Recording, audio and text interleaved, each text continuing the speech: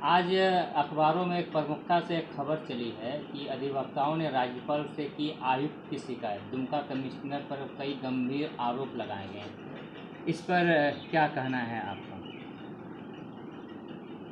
ये है क्या कि जो अधिवक्ताओं ने लिखा है, ये सिलसिला तो आयुक्त के यहाँ लगातार जब से उनका पदस्थापन यहाँ पे हुआ है तब से एक करप्शन का अड्डा बना हुआ है। भूमि संबंधी विवाद के निपटारे के लिए आयुक्त के न्यायालय में इस तरह की घटनाएं घटी है जो कहा नहीं जा सकता है कि जो केस आदेश में चला गया, उस आदेश के बाद भी आयुक्त को अगर कोई सेकंड पार्टी दे दिया कि अगर उसके अगेंस्ट में है या आदेश में चला गया, तो उस पिटीशन के बाद फिर उसको जो है नोटिस कर दिया जाता है।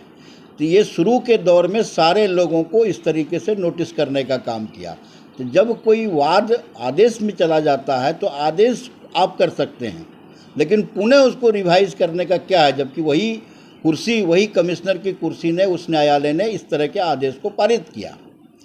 इसके पीरियड में क्या है कि जो सीरियल नंबर से जो सुनवाई होनी चाहिए, वो सीरियल नंबर के बजाय जो है, जैसे मान लें कि आज 44 केस को दिखना है तो 44 सीरियल नंबर आएगा, लेकिन किसी का अगर 444 है तो 444 का अगर मामला तय हो गया है तो वो 444 बीच में जाकर के पुटअप हो जाएगा। हम एक केस का रेफरेंस देंगे, इसमें आपको उदाहरण देंगे कि 20 अप्रैल को 237 1718 RMR केस नंबर है, और उस केस में वो सरकारी तालाब से वो मामला रखता है, ताल्लुक़ रखता है। उस केस के अंदर में जो पिटिशनर है हरेंद्र नाथ केवट, वो ऑलरेडी उपस्थित नहीं है, ना उसका कोई लॉयर उपस्थित है, और हमने उसमें अपने आप को एक पार्टी बनने का काम किया कि उस सरकारी संपत्ति को बचाने के लिए। उस स्थिति में हमारे लॉयर ने बहस किया और जीपी जो गवर्नमेंट प्लीडर होता उन्होंने बहस किया, लेकिन वहाँ नदारद है। तो जब एपियर नहीं हुआ तो फिर उसको आदेश में, उस दिन इसको आदेश में रखो, हमने खुद सुना है वहाँ पर आदेश में रखा है। फिर उसके बाद उस केस में डेट पड़ गया 3 मई, 3 मई के बाद फिर ये 10 मई पड़ गया। तो भाई मेरे ये फिर डेट कैसे पड़ गया, और फिर वो सिलसिला वो फिर आदेश में चला गया। तो इस तरह का अगर मामला आता है सामने में तो इसका मतलब है कि पूरी तरह से गड़बड़ी है। और इसलिए हम बार बार कहते आए हैं कि आयुक्त के जब से ये जो कश्यप साहब आए हैं आयुक्त, ये कश्यप साहब के दरमियान से लेके अब तक जितने वादों का ये मसला आया है, उसकी जांच हायर अथॉरिटी के द्वारा होनी चाहिए। चाहे गवर्नर इस पर जांच करें या कोई दूसरे लोग करें या मुख्यमंत्री के स्तर से हो, लेकिन इसकी जांच हो। ऐसे भ्रष्ट से भ्रष्टतम जो कमिश्नर यहाँ पर हैं, जो एक बाज़ार खोले हुए हैं, जो दुकान है वहाँ, आपको हैरत होगी, एक मनोज मंडल नाम करके व्यक्ति है जो अनऑथराइज वहाँ पे काम करता है, और वहाँ पर वो डील करता है सारा, कैसे किस अधिकार से वहाँ है। अगर सीसी फुटेज कैमरे को खंगाला जाए तो मनोज मंडल वहाँ कोई एम्प्लॉई नहीं है व्यवहार आयुक्त के न्यायालय में, वो रहने वाला ये बास्की चक्का है। तो जब वो ऑलरेडी वहाँ कोई चपरासी नहीं है, वो किसी पद पर उसकी नियुक्ति नहीं, उसके पिताजी की नियुक्ति थी वहाँ पर, वो रिटायर कर गया। तो इस स्थिति में मनोज मंडल वहाँ क्या कर रहा है और वो तय करता है। हमें पता चला है विश्वस्त सूत्रों से कि कमिश्नर के सामने जाकर के कोई मुआवजे पर जो है वो तय किया जाता है। तो इसका मतलब क्या है? इसका मतलब यही है। तो ये मेरा कहना है कि इसकी पूरी जांच होनी चाहिए। हम लिखने जा रहे हैं इस पर। दबी जुबान से कई गंभीर आरोप लग रहे हैं कि केवल पैसा चल रहा है, लेकिन कोई खुल के बोलना नहीं चाह रहा। वो इसलिए नहीं बोलना चाहते कि इन लोगों का अपना धंधा रोजगार है। जो वकील लोग लिखे हैं आज अगर मुकर रहे हैं बोलने के लिए, तो लानत है ऐसे वकीलों के ऊपर जो खुद अपने आप लिखते भी हैं और अपने आप को ये कहते हैं क्या जो हम कुछ नहीं बोलेंगे इस पर, तो वो अपना रोजी रोटी का मसला रोते हैं। तो यदि कोई लॉयर क्या होता है, लर्नेड पर्सन अगर यदि मुकर जाएगा तो क्या होगा, ये तो आप खुद ही समझ सकते हैं।